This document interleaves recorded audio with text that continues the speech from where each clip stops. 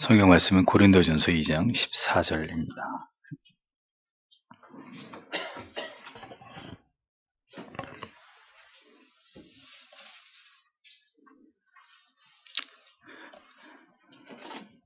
함께 읽겠습니다.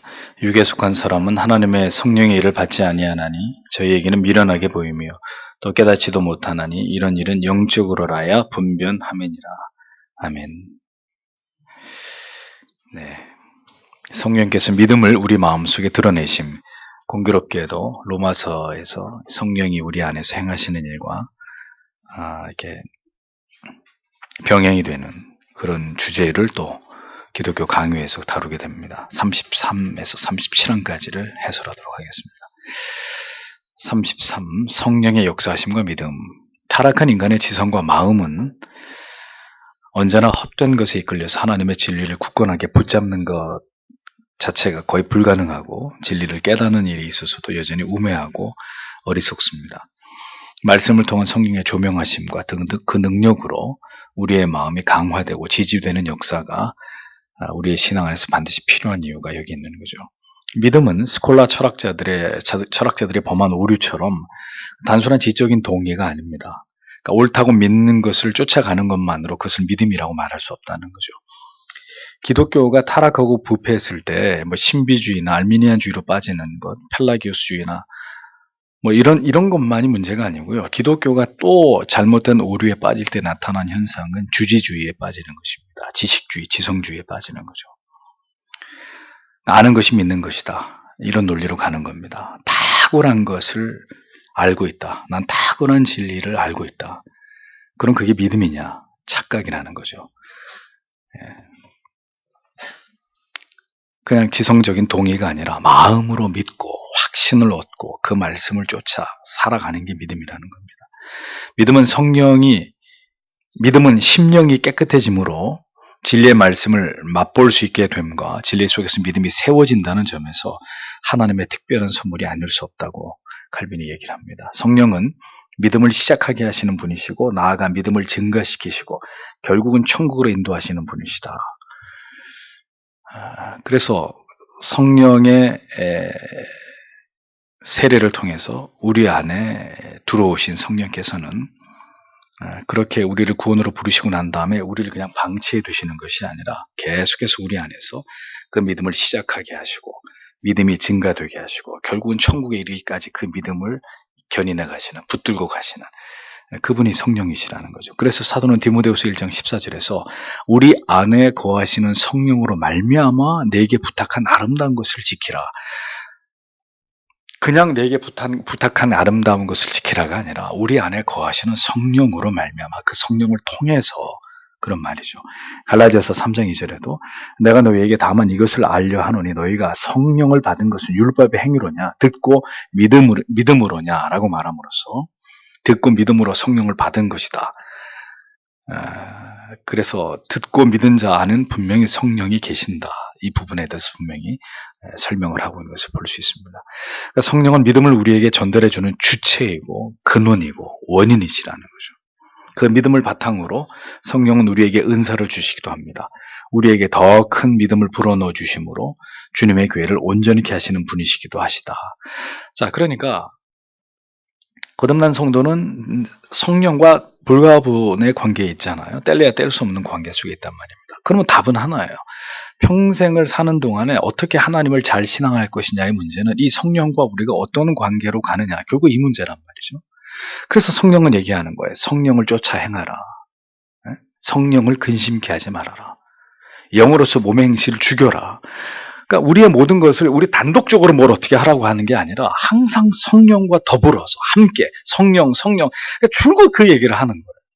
우리 안에서 우리와 더불어 우리와 함께 성화를 이루어 가시는 파트너가 성령이시기 때문에 물론 그 주도권도 성령께 있습니다.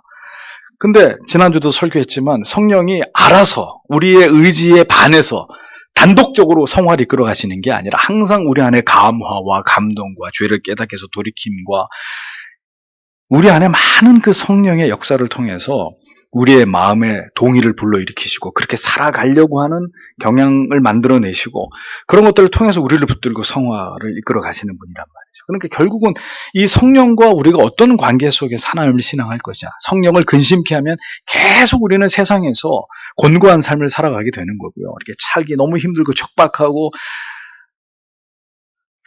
마치 부모를 잃은 고아처럼 이렇게 살게 되는 서러움을 당하게 되는 것이고, 그 성령과 연합하고 성령의 뜻에 복종하면서 성령과 친밀함 가운데 거하면 능히 이 세상을 감당할 수 있는 그런 믿음과 평안과 화평과 소망과 위로하심 속에서 넉넉히 세상을 이기는 그런 그리스도인의 삶을 살아내는 것이고, 이게 너무 중요한 문제라는 겁니다.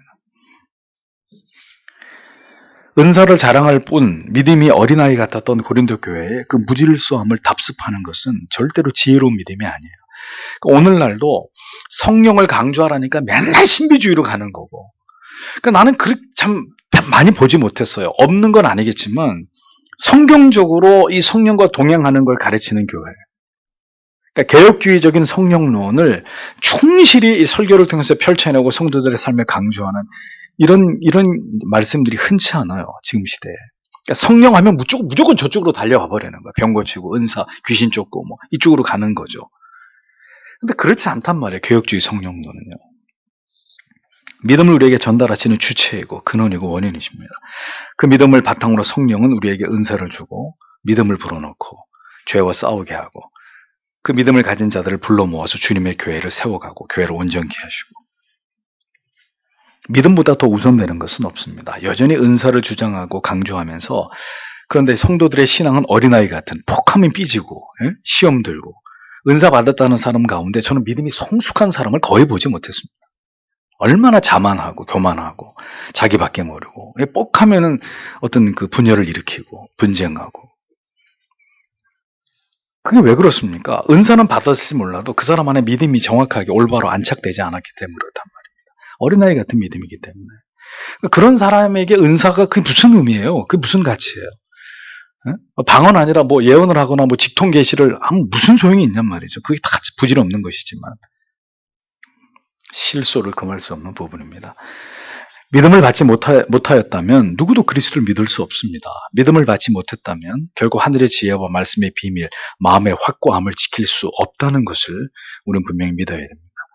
믿음은 결코 우리의 노력의 결과나 우리의 의지적 선택의 결과가 아닙니다. 이건 누누이 말씀드렸죠. 오직 성령의 역사의 결과물이다. 우린 그것을 잊어버리지 말아야 됩니다.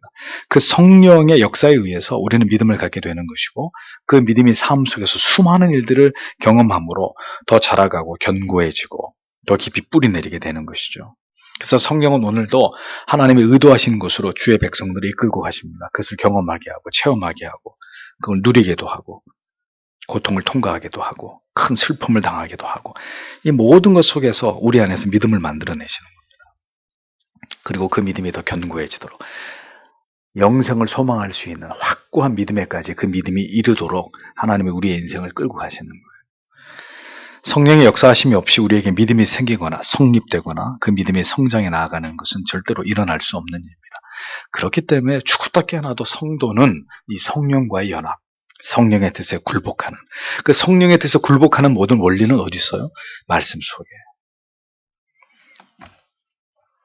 그리고 그 성령이 정말 우리 안에서 우리를 붙들고 계심을 느끼는 순간은 그 하나님의 말씀을 붙들고 열렬히 기도하는 자리에서, 그러니까 이것이 없으면 내용 없는 신앙이 되는 거예요. 머리로만 믿는 신앙이 되는 거예요. 성령의 역사하심의 필요성. 34번째로, 인간의 부패는 하나님의 뜻을 명확하게 알 수 있는 능력을 다 상실시켰습니다. 또 하나님과 하나님의 말씀에 대한 절대적인 신뢰의 마음도 잃어버렸습니다. 그러니까 우리가 믿기 싫어서 안 믿는 게 아니라 타락하고 부패한 사람 안에 하나님에 대한 절대적 믿음이 생기는 게 만무하단 말이에요. 그게 쉽지 않은 일이에요. 성령을 따라 행하면서 길을 내지 않으면 마음의 길을 내고 그 길이 더 넓어지게 만드는, 이런 구원받은 이후에 우리의 삶에 있어서의 그 성령의 뜻을 따라 행하고 성령과 가까워지려고 하는 의지적 노력이 수반되지 않으면 그 길은 넓혀지지 않는단 말이에요. 저절로 그 길이 하루아침에 8차선 도로로 닦이는 게 아니란 말이죠.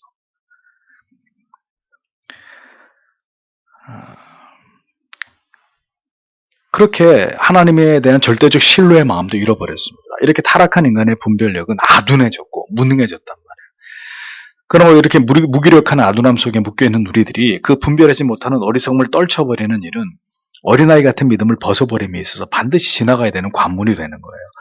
어린아이가 저절로 어른이 되지 않죠. 1차 성징, 2차 성징, 정서적으로도 심리적으로도 점점 발달되고 지성적으로 이 성장통을 앓잖아요. 성장통, 사춘기도 지나가고 질풍노도의 시기를 그래서 점점 어른이 되듯이 그 아둔함 속에 있던 우리가 점점 성숙한 믿음의 사람이 되는 일도 그냥 가만히 앉아있으면 콩나물 시루에서 콩나물이 쭉쭉쭉 자라듯이 그렇게 자라는 게 아니란 말이죠. 숱한 경험과 진리의 깨달음과 그 진리의 부서짐과 찔림과 수정, 교정되고 바뀌고 다 산산이 깨트려지는 이런 일들이 계속 우리의 삶 가운데 경험되는 것입니다. 거기서 어린아이 같은 믿음에서 장성한 믿음으로 바뀌는 거죠.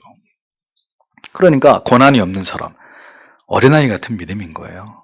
너희가 벌써 어른이 되어서 이 단단한 음식을 먹을 때가 충분히 되는데도 불구하고 아직 어린아이의 것이나 먹고 있는, 바울이 탄식을 하지 않습니까? 나는 고난도 싫어요. 고통도 싫고 다 싫어요. 나 그런 건 싫고 그냥 예수 믿어서 항상 행복하고 항상 평안하고 어떤 어려움도 없고 저는 그냥 조용히 이렇게 믿을래요. 할 수 있어요. 그런데 그 사람은 절대로 어린아이 같은 믿음에서 벗어날 수 없어요. 언제나 자기밖에 모르는, 누구도 섬길 줄 모르고 베풀 줄 모르는, 하나님의 깊어진 뜻을 알아서 자기를 던지면서 그 하나님의 뜻을 이루려고 하는 이런 단계는 상상할 수도 없는 거. 어린아이의 특징이 뭐예요? 자기밖에 모르잖아요. 부모도 없잖아요. 어린아이의 특징은 오로지 자기, 나. 그 테두리 안에서 못 벗어난다고요. 성령이 아둔하고 어리석은 우리의 마음의 문을 열어주기 전까지는 결코 진리를 알 수 없고 그리스도의 마음을 깨달을 수 없는 것입니다. 구원은 전적으로 하나님의 주권적인 선택에 의한 것이죠. 요한복음 6장 44절에 46절에 나를 보내신 아버지께서 이끌지 아니하면 아무라도 내게 올 수 없으니 오는 그를 내가 마지막 날에 다시 살리리라. 선지자의 글에 저희가 다 하나님의 가르치심을 받으리라 기록되었은즉 아버지께 듣고 배운 사람마다 내게로 오느니라. 잘 보십시오. 성경 안에 다 말씀했단 말이에요. 네? 믿는 자들이 어떤 루트로 믿음이 생기고 하나님께로 다가가는지 다 얘기했잖아요. 이는 아버지를 본 자가 있다는 것이 아니라 오직 아버지에게서 온 자만 아버지를 보았느니라. 하나님에게서 온 자만 내가 가서 보는 게 아니라 하나님에게서 온 사람이라야 아버지를 볼 수 있다. 아버지께 듣고 배운 사람만 내게로, 예수께로 올 수 있다. 성령이 그렇게 진리의 말씀을 펼쳐서 내가 예수를 믿지 않으면 죽는구나, 지옥에 떨어지는구나, 아무 소망이 없구나, 인생이. 멸망하는 짐승 같은 존재로구나. 말씀이 펼쳐져서 그 말씀을 보고 깨달아서 아버지가 내게로 보내준 사람만 예수를 믿게 된단 말이에요. 내가 믿는 게 아니라. 성령에 붙들리고 이끌림을 받게 될 때 인간의 마음과 영혼은 거역할 수 없는 이끌림을 받게 됩니다. 성령의 조명하심을 통해서 이전에 갖지 못했던 감각이 생겨나므로 이전에 영적인 무지의 어둠 속에서 전혀 볼 수 없었던 것을 보게 되는, 하나님의 나라에 속한 모든 계시의 비밀들을 하나씩 이해하게 되는 은혜를 누리기 시작하는 것입니다. 누가복음 24장 45절은 그리스도께서 제자들의 영적인 눈을 열어주신 일에 관해서 저희 마음을 열어 비로소 성령을 깨닫게 하셨다 증언하고 있지 않습니까? 그리스도께서 가르침을 받았으나 성령이 임하셔서 그 모든 깨달음의 의미들을 마음속에서, 제자들 마음속에 살아나게 하시자 제자들은 하나님의 말씀들의 의미를 알게 되는 은혜를 얻게 된 거죠. 여기서 제자들이 정말 사도적 삶으로 변화되지 않습니까? 우리가 반드시 기억해야 되는 것은 성령의 조명하심, 죄인들의 눈을, 영혼을 열어주시는 은총이 없이는 절대로 하나님의 말씀의 깨달음이 우리의 마음속에 깊숙이 심겨질 수 없다는 거죠. 성령을 받지 않은 자들이 성경을 이러쿵저러쿵 교리적으로 신학적으로 논하는 것에 대해서만큼 이 머리 젓고 무가치한 일이 없습니다. 이 신학 노름하는 사람들 많습니다. 예수 그리스도의 십자가에 대한 인격적인 경험은 없으면서 신학 노름, 신학적 논쟁 즐기고, 자기 지식, 현학적으로 자기 지식 자랑하고, 실제로는 예수 그리스도의 십자가에 감격도 없는 사람이 베스트셀러 작가가 되고, 기독교 교계 안에서 말도 안 되는 일들이 벌어지는, 모두 소경일 뿐입니다. 말씀의 깨달음의 빛이 영혼을 가르고 쏟아져 들어가는 역사가 일어나지 않는 그 마음은 칠흑같이 어둡고 얼음장처럼 차가울 뿐입니다. 우리가 언제나 성령의 조명하심, 일루미네이션, 성령의 조명하심을 말씀을 통한 영혼의 깨달음을 간절히 사모하고 갈망해야 되는 이유가 여기 있는 거라는 거죠. 왜 하나님의 말씀에 대해서 죽음 같은 무관심으로 일관할까요? 왜 성경을 묵상하는 일에 언제나 이것이 내 삶의 가장 우선순위가 되지 못하는 것일까요? 아직 그 영혼의 성령의 조명하심이 빛이 확 비추어지는 그 눈을 열어주셔서 이 진리의 오묘함을 깨닫게 하시는 하나님의 은혜가 그 영혼 가운데 아직 임하지 않았기 때문에, 임하지 않았으니까 나 눈 감고 있으랍니다가 아니라 어떻게 해야 된다고요? 동굴에서 살아나가려면 어떻게 해야 된다고요? 신락 같은 빛이 비춰오는 곳을 향해서 계속 가는 거예요. 그리고 돌을 손이 까져서 피가 나도록 그 돌 무더기를 채우면서 그 빗줄기가 점점 커지도록 그러면 사는 거잖아. 그러니까 목사님, 나는 하나님의 말씀이 아무것도 이해가 안 되면 그런 사람은 없어요. 그 사람이 택자라면. 단지 쏟아져 들어오는 빛의 양이 내 영혼에 크냐 작으냐의 문제예요. 작으면 어떻게 해야 됩니까? 그 구멍을 넓혀야 되는 거죠. 마음의 창을 더 활짝 열어야 되는 거예요. 다른 창문들을 다 닫고 그 말씀의 빛이 쏟아 들어오는 쪽으로 더 창문을 열려고, 그것을 더 그 진흥로를 확보하려고 피나는 노력을 해야죠. 말씀의 빛이 저절로 쏟아져 들어옵니까?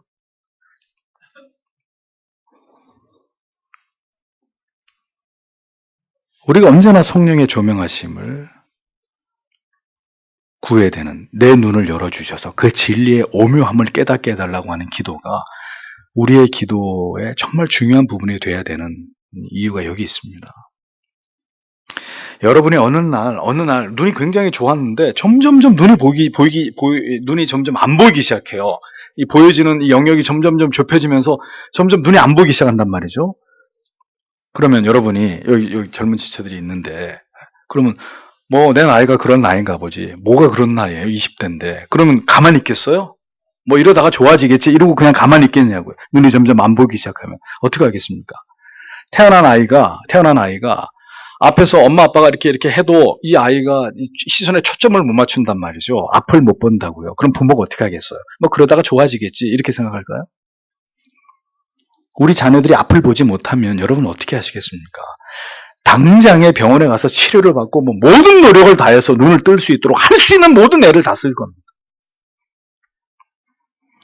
영적으로 여전히 전혀 하나님의 뜻을 깨닫지도 발견하지도 못하는 영적인 까막눈임에도 불구하고 전혀 이것에 대해서 아파하지를 않는다. 안타까워하지를 않는다. 그럼 그 사람이 하나님의 자녀일까요? 아직 그리스도의 영이 임하지 않았기 때문에 이 간절함이 덜할 수는 있습니다. 그러나 한번 비유해보자고요. 내 눈이 지금 점점 안 보인다. 그냥 그 상태로 어떤 노력도 없이 그냥 장님의 상태로 나와 우리 자녀들이 그렇게 해서 하루하루 만족하고 살아가는, 우리가 그렇게 할 수 있겠냐고. 우리 눈이 안 보인다면. 근데 이걸 예사롭게 생각하는 거예요. 뭐 언젠간 보겠지. 뭐 보이지 않겠어? 때가 되면은. 성령께서 우리 눈을 열어주시기를 기도해야 되는 일이 얼마나 중요한 기도의 제목인지를 우리는 결코 잊지 말아야 됩니다. 여러분들이 매일 스마트폰, TV, 인터넷 그렇게 해서 눈이 침침해져가지고 어느 날 정말 하나님 앞에 은혜를 크게 받고 성경을 보려고 그러는데 이제 눈이 침침해서 안 보여요. 그럼 내가 분명히 말씀드릴 수 있어요. 여러분들이 땅을 치고 회개하실 겁니다. 그 젊을 때, 눈 좋을 때 맨날 스마트폰 쳐다보고 맨날 게임하고 그러느라고 내가 하나님의 말씀을 읽지 못한 거에 대해서 땅을 치고 후회할 날이 온단 말입니다. 내가 왜 그 눈이 좋았을 때 그때 하나님 말씀을 읽지 않고 뭘 했든가 내가 지금은 조금만 이러고 눈물이 나고 눈이 침침해지고 하나님 내 죄를 용서해 달라고 여러분 피눈물 흘리면서 그거 회개하실 날이 옵니다. 내가 예언을 하건대. 그것도 하나님이 깨닫게 해주시면 정말 닭똥 같은 눈물 흘리면서 내 눈이 멀쩡할 때, 내 지성이 날카로울 때 내가 하나님 말씀 연구하지 않고 성경 읽지 않고 뭘 했는가. 내 인생 다 그렇게 흘려보내고 어느 날 하나님이 큰 깨달음으로 여러분들에게 회개의 영을 부어주시면 통곡을 하면서 그것도 회개하시게 될 겁니다. 두고 보세요. 내 말이 참말인지 아닌지. 35번째, 성령이 없이는 믿음이 불가능함. 믿음은 결코 부패하고 타락한 인간에 의해서 생성될 수 없는 것임을 칼빈은 거듭론하고 있습니다. 인간의 믿음이 인간의 선택과 노력과 공로에 의존한다고 주장을 펼치는 모든 알미니안적인 신앙에 대해서 우리는 결코 용인할 수 없다는 것을 여러 차례 강조했습니다. 믿음의 마음은 결코 우리 자신이 가질 수 없는 것입니다. 데살로니가후서 1장 11절에 이러므로 우리도 항상 너희를 위하여 기도함은 우리 하나님이 너희를 그 부르심에 합당한 자로 여기시고 모든 선을 기뻐함과 믿음의 역사를 능력으로 이루게 하시고 라고 기록하고 있습니다. 부르심에 합당한 자로 여기시고 선을 기뻐함과 믿음의 역사를 능력으로 이루게 하시는 이 일이 주어가 누구예요? 하나님이십니까? 인간입니까? 하나님이란 말이에요. 즉 사람 자신이 믿음을 갖는 것이 결코 아니라 믿음은 분명히 하나님의 능력으로 이루어지는 것임을 성경이 곳곳에서 명백하게 증언하고 있는데 우리가 어떻게 알미니안과 친구가 됩니까? 고린도전서 2장 4절에서 5절 내 말과 내 전도함이 지혜의 권하는 말로 하지 아니하고 다만 성령의 나타남과 능력으로 하여 너희 믿음이 사람의 지혜에 있지 아니하고 다만 하나님의 능력에 있게 하려 하였노라 라고 기록하고 있습니다. 믿음은 사람의 지혜를 의지하는 게 아니라 성령의 능력에 기초하는 것임을 밝히고 있는 것입니다. 성령은 방언을 주시는 분이 아니에요. 여러분들에게 믿음을 주시는 분이에요. 잊어버리지 마십시오. 하나님께서는 믿음의 선물을 모든 사람에게 차별 없이 베푸시는 것이 아니라 오직 하나님이 원하시는 자들에게 주권적으로 허락하시는 것입니다. 그래서 아우구스티누스 역시 요한복음 6장 44절, 65절을 인용하면서 믿음이 인간의 공로가 아니라 하나님의 선물이라는 것을 가르쳤다고 칼빈은 이것을 인용하고 있는 거죠. 더불어서 선택과 유기의 모든 주권이 하나님께 있으며 결국은 성령의 능력으로 구원받을 자에게 믿음을 갖게 하심으로 예수 그리스도와 접붙여지게 하셔서 모든 축복에 참여시키는 일을 성령이 주도하신다고 설명하고 있는 거죠. 성령의 가장 위대한 역사는 신비한 은사를 허락하는 게 아니라 믿음을 불러일으키는 것이다. 그리고 그 믿음이 인생에서 경험하는 모든 크고 작은 희비애락을 통해서 그 믿음이 장성하게 되는 것이다. 성화가 일어나게 되는 것이다. 그것은 성령이 이 땅 가운데 강림한 은사가 나타나기도 하는데 여러분 그 은사는 한시적이었다는 거, 성령이 이 땅 가운데 강림하셨다는 것을 가시적으로 사람들에게 나타내려고 하는 한시적 경험이었다는 거. 이제는 성령은 은사를 허락하심이 그 주된 사역이 아니라 하나님의 택하신 백성으로 하여금 예수 그리스도를 구주로 믿어지게 하심에, 복음을 통해서 믿어지게 하심에 있는 거예요. 전적으로 부패하고 타락한 인간이 자신의 의지적 노력이나 결단으로 결코 구원에 이를 수 없는 절대적 무능의 상태 속에 있을 때 십자가의 모든 위대한 대속하심의 공효가 택자들에게 미치도록 하셔서 택함을 입은 하나님의 백성들이 모두 예수 그리스도께서 구주 되심을 믿어지게 하는 일들을 성령께서는 택자 구원의 완성의 시점까지, 예수 그리스도의 재림의 그 경점까지 하나님은 그 일을 하시는, 성령 그 일을 행하시는 거예요.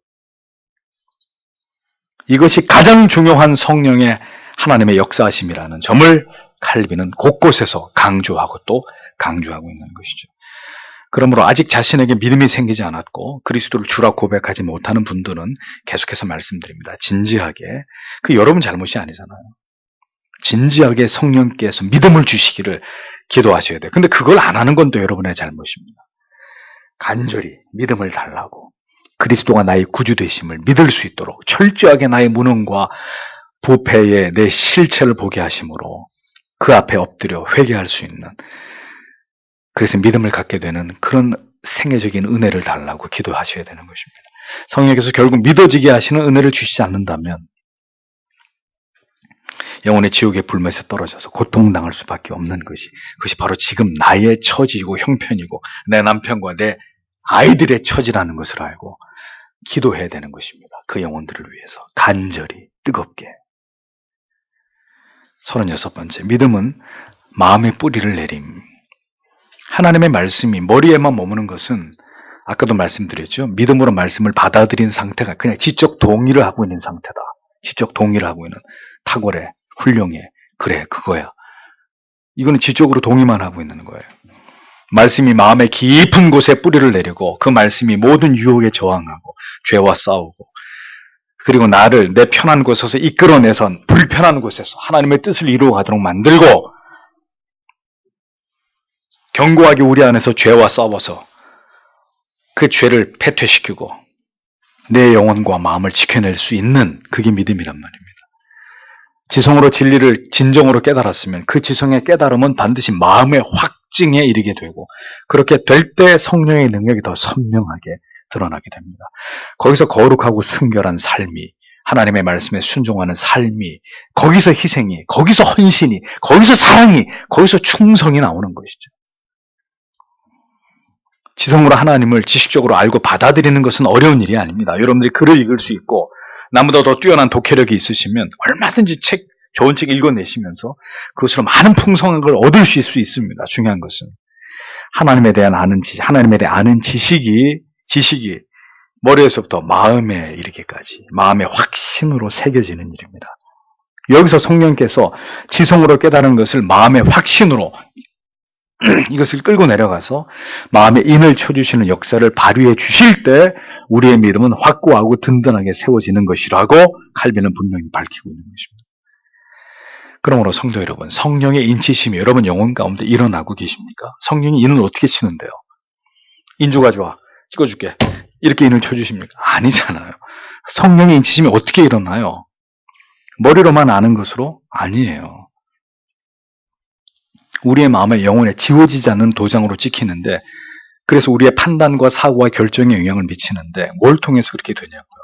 또 얘기하면 하나님의 말씀을 통해서.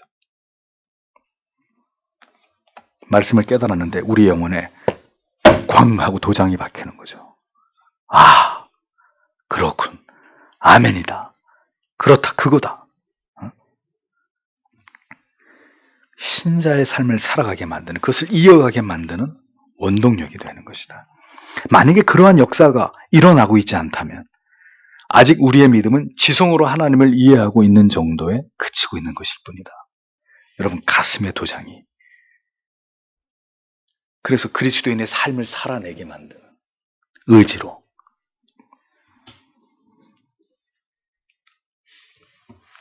진리의 깨달음이 머리에서 마음으로 내려온 사람이라야 온전히 복종합니다. 온전히 복종합니다. 목사가 지금까지 많은 그리스도인들을 보았습니다. 그러나 성령의 뜻에 따라서 마지막까지 온전히 순종하는 그리스도인들은 단언하건대 언제나 소수에 불과했습니다. 지성이 동의를 내리는 데까지만 순종하는 거죠. 지성이. 그러니까 여기서 말하는 지성은 좋은 지성이 아니에요. 그러니까 내 머리로 수긍되는 데까지만 따라가는 거죠. 그 이상 내 지성과 마음의 확신이 없을 때는 이제 그 다음의 영역은 복종이 안 되는 거예요. 그건 요구하지 말라고. 거기까지는 가고 싶지 않고 갈 수도 없고 손사래를 치는 거죠. 여기까지만. 그런 사람들의 순종과 복종은, 헌신은 언제나 제한적입니다. 자기 머리로 동의가 되는 지점까지만 따라오고 그 이상은 절대로 더 발을 들여놓지 않으려고 합니다. 순종하지 않습니다. 나에게 순종을 원하거든 나를 설득시키시오. 그러면 내가 하겠소. 딱 거기까지만 해요. 거기까지가 머리로만 믿는 한계의 믿음의 한계랍니다. 머리로만 믿는 믿음의 한계. 성령이 그 머리에 머문 신앙을 가슴까지 끌고 내려오실 때 이제는 머리로 계산되지 않는 영역까지 그 믿음의 범위가 확대되는 거예요. 그리고 그것에 준한 행동이 발현되기 시작하는 거예요. 온전한 순종, 계산되지 않는 복종이 가능해지는 것입니다. 끝까지 순종함에 따르는 온전한 믿음의 삶이 거기서, 그 지점에서부터 시작되는 것입니다. 성도의 마음은 성령의 인치심이 일어나는 곳입니다. 이를 통해서 복음이 우리 안에 더 확고하게 세워집니다. 믿음이 자라고 성숙하고 소망과 확신과 담대함을 갖게 되는 것입니다. 인치심은 은혜의 방편을 통해서 경건에 진력하는 삶에서 비롯됩니다. 여러분은 모든 흔들리는 믿음이 견고하게 더 깊이 뿌리박게 하시는 성령의 인치심을 경험하면서 살아가고 계십니까? 다시 말씀드립니다. 수많은 그리스도인들은 여전히 머리로만 신앙을 생각하고 따라갈 뿐 깊이 우리의 영혼과 마음에 새겨지는 인치심을 통해서 더 깊은 신앙의 세계로 나아가지 못하고 있습니다. 그러니까 그 원인을 우리가 심각하게 우리 자신에게서 생각해 봐야 되는 것이죠. 37번째로 믿음이 의심을 이김. 우리가 분명히 기억해야 할 점은 성령이 우리에게 인치심을 허락하심에도 경건한 신자라 할지라도 잡다한 의심에 휩싸여 마음의 평안을 잃어버릴 때가 다반사라는 점입니다. 그러나 신자는 결국 그 모든 의심과 회의조차도 결연히 이겨내고 거기서 벗어날 수 있는 자들이에요. 왜? 성령이 그렇게 하시니까. 믿음은 바로 이와 같은 확신입니다. 시편 46편 1절에서 3절. 하나님은 우리의 피난 처시요 힘이시니 환난 중에 만날 큰 도움이시라. 그러므로 땅이 변하든지 산이 흔들려 바다 가운데 빠지든지 바닷물이 솟아나고 뛰놀든지 그것이 넘침으로 산이 흔들릴지라도 우리는 두려워 아니하리로다. 어떤 믿음입니까? 어떤 상황에서도 그 마음의 평안을 어지럽히려는 모든 것을, 그 두려움을 멸하는 것임을 시인은 그게 믿음이라고 우리에게 고백하고 있는 거예요. 환난 날에 만날 큰 도움이다. 피난처다. 땅이 변하든지 산이 흔들려 바다 가운데 빠지든지, 이 엄청난 바닷물이 솟구쳐 뛰놀든지 그것이 넘쳐서 산이 흔들릴지라도 두려워하지 않는 것이 믿음이다. 우리가 믿음이 흔들릴 때 시인처럼 나를 훈계하고 꾸짖고 믿음에 주는 절대적 평안으로 그 모든 것을 이겨내게 하시는 분이다. 믿음은 결국 이 모든 것을 벗어나게 하는 것이다. 여러분, 그것을 여러분 자신에게 암시하고 있냔 말이에요. 시인의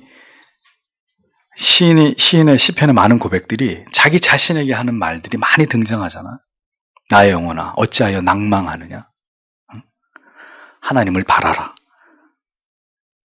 자기 자신에게 얘기하잖아. 다른 사람한테 얘기하는 게 아니라.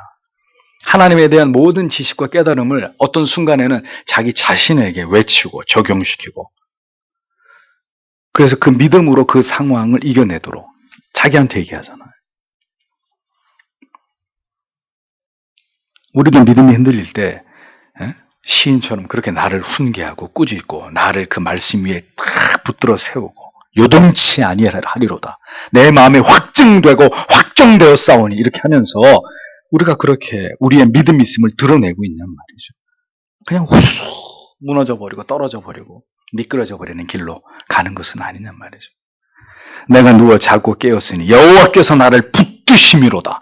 담대하게 고백하면서 모든 흔들림의 의심을 극복하고 있는 우리의 믿음은 그런 것이냐 생각해 봐야 되는 거죠. 이사야는 이사야 30장 15절에서 주 여호와 이스라엘의 거룩하신 자가 말씀하시되 너희가 돌이켜 안연히 처하여야 구원을 얻을 것이요 잠잠하고 신뢰하여야 힘을 얻을 것이거늘이라고 했습니다. 내 자신에게는 담대하게 외치고 선포하되 또 한편 그 소란함 속에서 우리에게 필요한 건 뭡니까? 잠잠한 가운데 하나님만을 신뢰함으로 내 마음의 평안을 흔들어 놓는 것들에 대해서 아무런 대응하지 않고 조용히 하나님이 하신다. 이 절대적 믿음으로 하나님이 하신다. 하나님의 뜻이 이루어진다. 그 잠잠함 속에서 내 믿음이 안으로 더 깊어지고 견고해지는 그런 방편을 삼으려고 하는 그런 마음, 그것이 정말 믿음을 가진 자의 마음, 그 믿음을 의심을 압도하는 사람들의 현상인 거죠. 신자에게는 반드시 믿음을 의심을 압도할 능력이 있습니다. 그 능력은 우리 안에 있는 게 아니라 믿음으로 결연히 주를 바라볼 때, 약속의 말씀을 의지하고 붙들 때 언제나 하나님으로부터 우리에게 부어주시는 능력입니다. 근데 능력이 거기 있는데도 그 능력을 바라볼 거냐 안 바라볼 거냐는 우리에게 달려있어요. 노뱀을 딱 쳐들었단 말입니다. 불뱀에 물린 자, 물온대소하고 쳐다만 보면 낫는데도 쳐다봤어요, 안 쳐다봤어요? 쳐다보는 사람은 쳐다본 즉시 나음을 입었지만 많은 사람들은 미쳤어? 응? 불뱀에 물렸으면 약을 발라, 약을 줘야지. 노뱀을 쳐다보면 낫는다고? 무슨 정신 나간 소리야. 어떻게 됐습니까? 노뱀을 바라보지 않은 자는 다 죽은 거예요. 다 죽는 거예요. 그러니까 봐야 되는 거예요. 그건 우리가 해야 되는 거예요. 봐야 되는 거예요. 결국 믿음이라. 믿음이에요. 우리가 알고 있는 그 모든 지식을 활용하는 것입니다. 항상 기뻐하라, 쉬지 말고 기도하라, 범사에 감사하라. 이는 그리스도 예수 안에 있는 하나님의 뜻이니라. 너희를 향하신 하나님의 뜻이니라. 하나님의 뜻이라고 했잖아요. 하나님의 뜻이 뭔지를 알았어요. 뭐예요? 항상 기뻐하고 쉬지 말고 기도하고 범사에 감사하는 거예요. 알았으면, 뜻이 뭔지 알았으면 하나님 이것을 따라 살도록 연약한 나를 도우시옵소서. 서로를 붙들어주고 기도합시다. 성경 읽읍시다. 은혜를 사모합시다. 이 책을 읽어보십시다. 함께 나아갑시다. 그렇게 해야 그 하나님의 뜻이 이루어지죠. 그 모든 성경 말씀을 떠올리면서 우리가 깨달은 것을 적용하고 반드시 성령께서 그렇게 우리 안에 역사하시고 우리 믿음을 붙들어 주심을 믿고 그 가운데 행하는 것입니다. 여러분, 세상에서 제일 먼 거리가 어디예요? 서울에서 부산이 아니고 머리에서 가슴까지가 제일 멀단 말이에요. 믿음은 그 먼 길을 절대로 포기하지 않고 계속해서 달려가는 것입니다. 성령을 의지하면서 말이죠. 기도하겠습니다.